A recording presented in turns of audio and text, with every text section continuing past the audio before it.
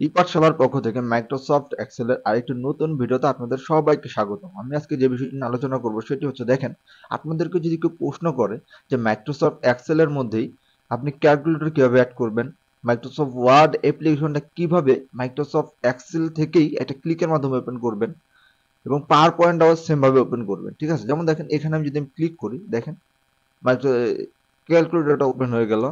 এখানে যদি ক্লিক করি, দেখেন আমাদের মাইক্রোসফট ওয়ার্ড ওপেন হলো। এখানে যদি ক্লিক করি, পাওয়ার পয়েন্ট ওপেন হলো। তো এইভাবে সুন্দরভাবে ক্লিকের মাধ্যমে আপনারা কিভাবে এই অ্যাপ্লিকেশনগুলো ওপেন করবেন, এটা আমি আজকে আপনাদের দেখাবো। তো ভিডিওটা শুরু করার পূর্বে সবার কাছে আমার বরাবরের মতো একটাই রিকোয়েস্ট, আপনি যদি আমার চ্যানেলে নতুন হয়ে থাকেন বা আমার ভিডিওগুলো যদি দেখেন এবং সাবস্ক্রাইব না করে থাকেন, তাহলে অবশ্যই আমার চ্যানেলটাকে সাবস্ক্রাইব করে দিবেন এবং পাশে থাকা বেল বাটনটা বাজিয়ে দিবেন। কাজটা দেখানোর জন্য আমি যেটা করবো, কন্ট্রোল এন্ড প্রেস করে নতুন একটা ডকুমেন্ট নিয়ে নিলাম আমি। ঠিক আছে, এটা নতুন একদম ফ্রেশ নিউ একটা ডকুমেন্ট নিলাম। এখানে এসে আমি যেটা করব, তিনটা বাটন রেডি করি। আমি যে তিনটা বাটন আর কি নিয়ে আসবো, ওই তিনটা বাটন এখানে শেপে শেপে ক্লিক করলাম। এইভাবে আমি এটা নিয়ে আসলাম। ওকে, দেখেন আমি এভাবে নিয়ে আসলাম তিনটা। ওকে, এখান থেকে আমি জাস্ট এখান থেকে ডিজাইন এটা দিয়ে দিলাম। এখান থেকে এসে আমি যদি এখান থেকে টেক্সট অ্যাড করি, অ্যাড করলাম ক্যালকুলেটর দিয়ে আমি এটা সিলেক্ট ধরলাম, ধরে এটা মিডলিং করে দিলাম। মিডলিং করে জাস্ট এখান থেকে এক সাইড বড় করে দিলাম, বোল্ড করে দিলাম। এখান থেকে ফন্ট সাইজটা, ফন্ট কালারটা আমি এটা দিয়ে দিলাম। এটাকে আর একটু ছোট করলে করতে পারি। ওকে, তারপর আমি এখানে ক্লিক করলাম। ক্লিক করে এটার নাম দিয়ে দিলাম ওয়ার্ড, WORD, ওয়ার্ড। হ্যাঁ, এখান থেকে আমি আর একটা ধরলাম, ধরে এখানে নিয়ে আসলাম। এটা দিয়ে দিলাম আমি POWER, পাওয়ার পয়েন্ট। ওকে, এখন এটার কালারটা আমি চাইলে চেঞ্জ করি, একটু ডিজাইনটা একটু অন্যরকম করে দিই। এটার কালারটা আমি এটা দিয়ে দিলাম এবং এটার কালারটা আমি এরকম এরকম করে দিলাম। ওকে, এখানে আপনি চাইলে ফন্ট কালারটাও চেঞ্জ করতে পারেন। এখান থেকে আমি ফন্ট কালারটা সায়ান কালার করে দিলাম এবং এখান থেকে আমি এই কালারটাকে একটু হোয়াইট কালার করে দিলাম। ওকে, এরকম আসলো। এরকম আসার পরে আসেন, এখন আমরা ম্যাক্রোর কাজটা করি। ম্যাক্রোর কাজটা করার জন্য যেটা করব, দেখেন অলটা ধরে F11 প্রেস করব। এভাবে চলে আসলো না? আসার পরে ইনসার্ট থেকে যে মডিউল নিয়ে আসবেন, মডিউল নিয়ে আসার পরে এই যে মডিউলটা আসলো, এই মডিউলটার নেম দিয়ে দিলেন একটা, বা না দিলেন সমস্যা নেই। এখানে এসে আপনি যেটা করবেন, দেখেন এখানে এসে SUB সাব দিলাম, কমা দিলাম, স্পেস দিলাম। এখানে দিবেন ক্যালকুলেটর বা যে কোনো একটা নাম আপনারা দিতে পারেন। এটা আমরা যে ম্যাক্রো রান করতেছি, ম্যাক্রোর একটা নেম দিলাম ক্যালকুলেটর। ওকে, ইন্টার দিলাম। দেখেন এটা চলে আসছে। এখানে আমি APPLICATI1 অ্যাপ্লিকেশন দিলাম, ডট দিলাম।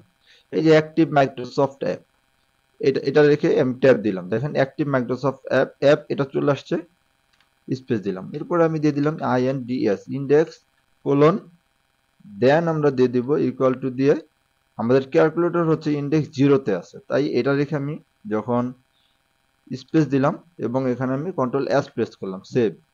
ঠিক আছে, সেভে প্রেস করার পরে দেখেন আমরা এরকম সেভ এজ এরকম চলে আসতেছে। তো এটাকে ডকুমেন্টটাকে আমি এখান থেকে ম্যাক্রো অ্যানাবল ওয়ার্কবুক এটা করে দিলাম। এখান থেকে এসে ডেস্কটপে আমি এটাকে সেভ করে দিলাম, 1 2 3 এই নামে আমি সেভ করে দিলাম, জাস্ট হ্যাঁ অ্যাজ ইউজুয়াল দেখানোর জন্য। ওকে, এটা এখানে সেভ করে আমি যখন এটা ডিলিট করে দিলাম, এখন এইখানে সেই ক্যালকুলেটর তো এখানে নিয়ে আসতে যাচ্ছি, তো ওই ম্যাক্রোটা আমি এখানে অ্যাসাইন করে দেবো, অ্যাসাইন ম্যাক্রো, এই যে ক্যালকুলেটর। ওকে, এটাকে আমি ওকে করে দিলাম। এখন যখন আমি এখানে ক্লিক করব, দেখেন এই যে ক্যালকুলেটরটা ওপেন হয়েছে। ওকে, এরপর আসেন এই ওয়ার্ডটার মধ্যে আমি ওটা দিতে যাচ্ছি। এই ওয়ার্ডটা, এটা ক্যালকুলেটর এখানে চাচ্ছি ওয়ার্ডটা নিয়ে আসতে। তো এটা কি করব, সেম ভাবে আমি F11 প্রেস করলাম, এটাকে আমি কপি করলাম। কপি করে এটাকে আমি ডিলিট করে দিলাম। দেওয়ার পরে এখান থেকে ইনসার্ট মডিউল, নতুন একটা মডিউল আসলো না, এটা আমি পেস্ট করে দিলাম। এইখানে আমি ওয়ার্ডের জন্য দিয়ে দিব 1।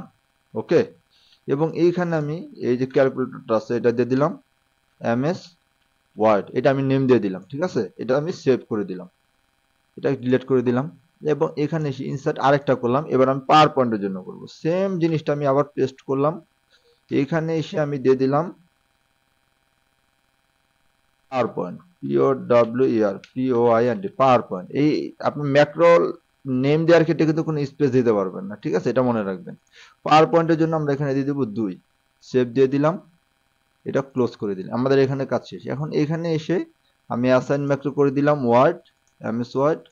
এবং এইখানে এসে আমি অ্যাসাইন ম্যাক্রো করে দিলাম পাওয়ার পয়েন্ট। ওকে, এই যে পাওয়ার পয়েন্ট আমি এখানে অ্যাসাইন করে ওকে করে দিলাম। এখন আমি যখন ওয়ার্ডে ক্লিক করব, দেখেন এই যে আমার ওয়ার্ডটা ওপেন হলো, এখানে আমি যে কোনো কিছু লিখতে পারি, এটা তো করতেই পারি। ওকে, এটা ডোন্ট সেভ এবং পাওয়ার পয়েন্টে ক্লিক করার পর দেখেন পাওয়ার পয়েন্ট ওপেন হলো।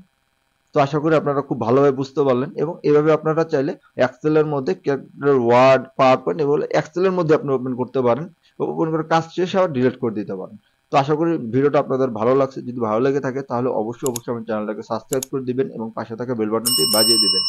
দেখা হবে নেক্সট কোনো একটা ভিডিওতে। ততক্ষণ পর্যন্ত সবাই ভালো থাকবেন, সুস্থ থাকবেন। আল্লাহ হাফেজ।